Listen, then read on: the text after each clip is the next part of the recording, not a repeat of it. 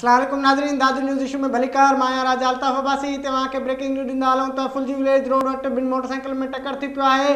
हिकु ॼणो फोत ऐं हिकु ज़ख़्मी थी पियो आहे। तव्हां खे हिते ब्रेकिंग न्यूज़ ॾियूं पिया त फुलजी विलेज थाणे जी हद में ॿिनि मोटरसाइकिल में टक्कर, हिकु ॼणो फोत हिकु ज़ख़्मी थी पियो आहे। फोती जो लाश ऐं ज़ख़्मी खे इस्पताल मुंतक़िल कयो वियो आहे। इन हवाले सां महिल असां सां गॾु असांजो रिपोर्टर मौजूदु आहे नियाज़ चांडियो, हुन खां पुछंदासीं त हुन वटि कहिड़ा तफ़सीलात आहिनि। जी नियाज़, असांखे आगाह कजो।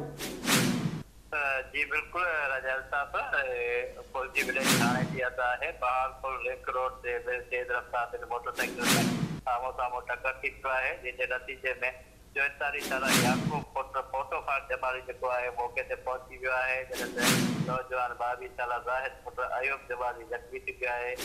फोती जो लाश ऐं ज़ख़्मी खे सिविल अस्पताल साधू आंदो वियो, जितां ज़रूरी कार्रवाई बाद लाश वातर हवाले कयो वियो, जेके सती जांच कोर्ट खणाए विया आहिनि। जॾहिं ज़ख़्मी जी हालत घटि जो बि हुजण करे हुनखे नवाबशाह मुंतक़िल कयो वियो आहे। पुलिस मूजिबि तेज़ रफ़्तारी सबबि इहो हादसो पेश आयो आहे ऐं ज़रूरी कार्रवाई बाद लाश जेको आहे वातर हवाले कयो वियो आहे।